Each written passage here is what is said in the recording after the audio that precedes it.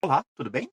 E hoje estaremos lendo e comentando a obra O Evangelho Gnóstico de Tomé, escrito por Hermínio Correia de Miranda. Esta obra, como aliás qualquer obra desse autor, do Hermínio Miranda, é fantástica. Resulta de trabalho de pesquisa feito por ele em torno de um assunto bastante polêmico, que são os evangelhos gnósticos. Embora a obra vá tratar, pelo título, do Tomé, que vai ser objeto de análise e interpretação pelo Hermínio Miranda na segunda parte desse livro, a obra fala sobre os outros evangelhos gnósticos. Temos aqui uma edição bem acabada, tá? Letras bombó de gramação, letras em tamanho bastante razoável, não são pequenas, não são também muito grandes. Temos um belo projeto gráfico também. A única objeção que eu faço à edição física desse livro está com relação às notas de rodapé e bibliografia. Porque em vez de colocar no rodapé de cada página, por exemplo, então aparece ali um, e está ali embaixo um, fulano de tal, livro tal, ano tal, página tal, foi colocado no final do livro. E aí isso gera incômodo na hora de ler. Principalmente porque faltou fazer uma revisão aqui. As notas do capítulo 5 da primeira parte não aparecem. Ficaram faltando aqui. Aparece aqui uma que quando tu vai ler, tu percebe que não se refere àquele capítulo, se refere a outro. Então aqui faltou a parte de fazer uma revisão para adequar e ficar ali as notas certinhas com as referências que o Hermínio Miranda está falando. Sobre o que trata, então, a obra? Ela vai tratar sobre aquela descoberta feita dos chamados manuscritos ou biblioteca de Nag Hammadi, que foi lá em 1945, quando um beduíno árabe estava ali por volta do Egito, ali no Oriente Médio, ali, e achou um pote, que é o que está simbolizado aqui na capa, selado, e quando ele abriu isso aí, ele se deparou com textos em uma língua desconhecida, que no caso era o copta. E aí depois, quando isso aí chegou nos pesquisadores, nas universidades, por aí, eles perceberam que eram textos sobre os evangelhos. Textos que remontam às origens do cristianismo, que foram produzidos então ali pelo século II, finalzinho do 1, início do 2, por aí. E continham textos não necessariamente os canônicos, os consagrados. Então aqui é que vai aparecer o tal Evangelho de Tomé, o Evangelho segundo Maria Madalena, vai aparecer outras obras, é realmente uma biblioteca, uma coletânea de livros profundamente gnósticos. Ou seja, que tem uma visão bastante diferenciada com relação às outras religiões. A gnose, que Hermínio Miranda vai explicar, é um tipo de busca de conhecimento, tanto que a palavra gnose significa conhecimento. Mas a forma desse conhecimento é totalmente espiritual. E aí então ele vai aqui abordar quem são os gnósticos, qual era a sua doutrina, o que eles defendiam, o que eles pensavam, e depois vai procurar interpretar, no caso, o famoso Evangelho de Tomé. Então, na primeira parte, ele trata dessa questão de toda a pesquisa, o que eram os manuscritos de Nag Hammadi, ou os manuscritos do Mar Morto, também ficaram conhecidos por esse nome.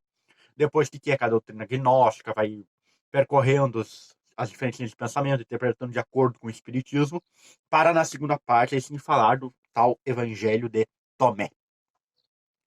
Por que o Hermínio Miranda resolveu se dedicar a esses escritos? Primeiro de tudo, porque, como ele vai colocar, pelos próprios pesquisadores disseram isso, esses textos têm um impacto muito profundo nas ideias que tem sobre o cristianismo e sobre o Cristo. Muito profundo mesmo. Quando a gente começa a ler, realmente, olha, é coisa para fazer se pensar. Vamos dizer assim, traz um outro ponto de vista, outro lado da história, que nem sempre fica tão conhecido devido às institucionalizações, perda de textos, dogmatizações, por aí vai. Mas quem são os tais gnósticos? O que é que eles pregavam? O que é que eles defendiam? Porque foi uma seita que durou muito pouco tempo. Aí, pelo século II, pela metade do século II, eles foram totalmente exterminados. Tanto que essa é a hipótese de por que esse texto ficou preservado. Provavelmente se tratou de alguma invasão, de um saque, alguma coisa, e o bibliotecário, a pessoa que cuidava desses textos, guardou eles dentro desse pote de barro e o selou a tampa ali com alguma coisa, algo com um piche, algo assim, para ficar bem guardado.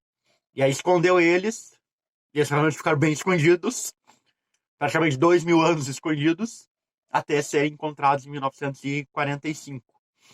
Então a grande vantagem desses textos é a sua preservação. Não foi um texto que ao longo do tempo foram lá fazendo adições, foi se perdendo, não. Vamos dizer, ficou puro durante todo esse tempo. O que os gnósticos defendiam? Uma visão espiritual da vida, tá? E eles vão aqui, os gnósticos, ter até uma certa rejeição à matéria. Então, o que eles vão colocar? Assim, em linhas bem gerais, tentando resumir já o que o Hermínio de Miranda já traz, vamos assim, quase mastigado, bem colocado, para a gente não se perder em muitas divagações e muita pesquisa, uma linha de pensamento assim, mais clara. Que todos os seres vieram da luz, ou foram criados pela luz, teriam a essência divina, por assim dizer, passam um período afastados, que é quando estão na roda das encarnações, e para a luz, ou para a divindade, ou como quiser, voltarão. O que significa?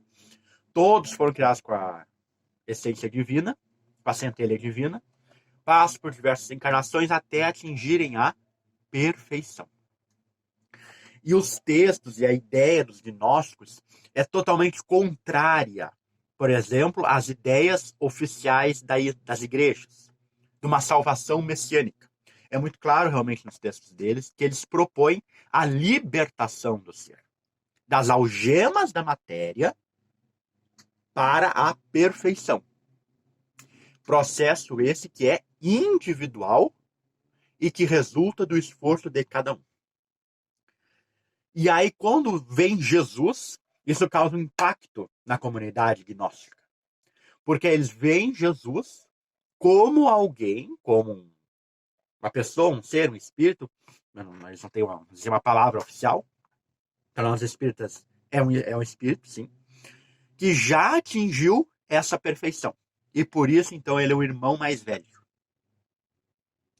Outro ponto curioso dos gnósticos está com relação a uma certa aversão pela sexualidade.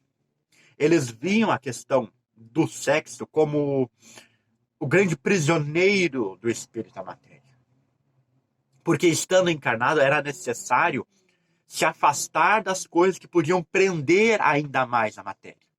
Aos prazeres, aos divertimentos, aos gozos, por aí vai. E a questão, então, da sexualidade, do ato sexual, era algo que muito poderia aprisionar. Então, muitos deles até defendiam, de certa forma, assim, a solteirice, o celibatarismo. E viam até tinha uma visão um pouco distorcida da mulher. Porque era a mulher que gerava a matéria, onde o espírito se aprisionava. Então, aqui o Hermínio Miranda vai tratar dessa questão, que esbocei assim, em linhas gerais, mas é bem mais complexo, porque vai ter a questão da polaridade sexual, o feminino e o masculino, e que não necessariamente tem relação com o gênero sexual, e que é necessário transcender, ir além disso, sair dessa polaridade, desse vai e vem feminino masculino, e ir além disso para atingir a perfeição. É um assunto até bastante complexo. Mas entre o que os gnósticos trazem está o entendimento do processo evolutivo. Porque até a própria linguagem deles está vinculada a uma visão de mundo espiritual. Por exemplo, quando a gente diz a palavra fulano de tal está morto, o que a gente imagina? Que o fulano de tal teve a morte do seu corpo físico. Então a gente usa a linguagem de um ponto de vista de encarnado. Vamos dizer assim, até de um ponto de vista materialista. Porque para muitos ali, a gente sabe disso, morreu, acabou. Então fulano perdeu a vida. Os gnósticos também vão usar a palavra mortos, mas não para os cadáveres. Para ele, o morto é alguém que sufocou a centelha divina. Ou seja, que se entregou aos prazeres materiais, à vida terrena, à conquista dos bens e esqueceu dos valores espirituais. Esse é um morto. Porque, vamos dizer assim, está matando a sua potencialidade divina. Está matando as faculdades do espírito. Então, os próprios textos dele, e muitos vão ter um nível de dificuldade de entendimento bastante grande por causa dessas questões de determinologia, devido a essa filosofia que ele tinha estar tão impregnada nos seus ensinamentos. Vamos ver aqui como o Hermínio trata essa questão. Então, na primeira parte, na página 81, é o capítulo número 9, os três patamares da evolução. A rigor, teremos que fazer aqui um circunlóquio de digressão, a fim de nos inteirarmos plenamente da questão das três ordens, como a chama Guilabert, é um pesquisador dos manuscritos, que consiste na distribuição didática dos seres humanos em três categorias distintas e hierarquizadas do ponto de vista evolutivo: os ílicos ou materiais, os psíquicos e os pneumáticos ou espirituais. Esta questão, contudo, é por demais relevante não apenas no contexto do gnosticismo, para ser deixado assim um aprofundamento maior que procuraremos fazer mais adiante nesse estudo. Basta nos dizer, por enquanto, que são consideradas materiais ou carnais as pessoas que ainda não conseguem emergir do mergulho e das severas limitações da matéria densa.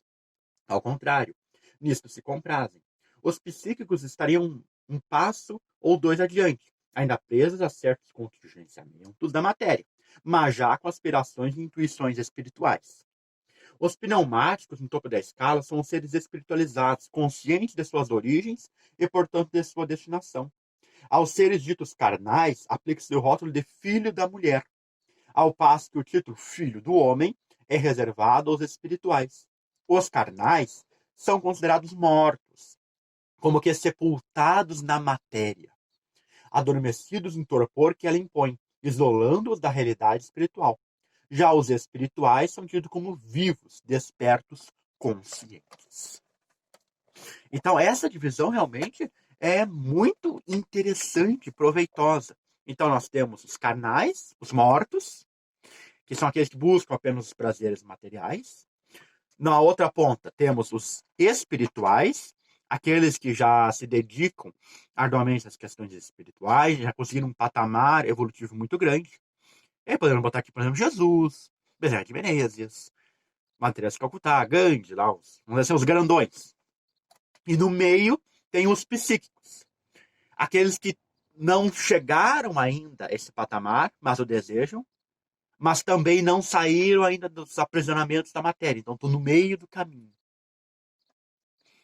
E aí podemos, por exemplo, tentar incluir nossos espíritas nessa categoria, bem como toda e qualquer outra pessoa, obviamente, que se dedica a se melhorar cada vez mais. A deixar as seduções da matéria para trás e galgar outros níveis evolutivos. E para nós que também já estamos acostumados com os estudos, as leituras do Evangelho, com certeza nos chamou o uso aqui das expressões filho da mulher e filho do homem, que aparecem nos evangelhos canônicos. E aí que está o grande estudo protagonizado pelo Hermínio Miranda, que tinha um interesse muito profundo em fazer um resgate do cristianismo primitivo. Porque ele vai afirmar, mostrando, por exemplo, essa passagem e outras, que nos evangélicos canônicos há uso de expressões gnósticas, como essa: filho de mulher, filho do homem. mortos e vivos. Vai, por exemplo, citar aqui a passagem do João Evangelista, em que tem o ensino do pão da vida. Onde Jesus diz que ele é o pão da vida. E o próprio Pastorino, naquela coleção que ele tem, Sabedoria do Evangelho, já tinha se dado conta de que há frases, há ensinamentos de Jesus de conteúdo, vamos dizer assim, gnóstico, místico, e procurou fazer um estudo também com relação a isso. E com essas passagens aqui que Hermínio seleciona, depois também de Paulo, dos Atos dos Apóstolos, ele vai mostrar que há sim de modo muito claro que o gnosticismo e o cristianismo tinham um entrosamento muito forte ali durante seus primeiros anos. E que merece sim que o entendimento de mundo dos gnósticos, desses textos antigos, sejam também usados na interpretação dos evangelhos. E não apenas a interpretação dogmática, institucionalizada e visando muitas vezes a interesses de dominação, interesses políticos, interesses econômicos, de qualquer ordem que seja. Hermínio Miranda também vai criticar os gnósticos. Ele não vai dizer assim, não, os gnósticos são lindos, maravilhosos, estão tudo certo. Não. Primeiro, ele já fez uma crítica com relação a essa questão da sexualidade, dessa aversão até mesmo à matéria que tinha. Depois, a questão, muitas vezes, também de rejeição à mulher, para o entendimento de que ela que gerava o aprisionamento ao espírito. Mas também há um terceiro ponto. Os gnósticos acreditavam que havia um Deus do mal.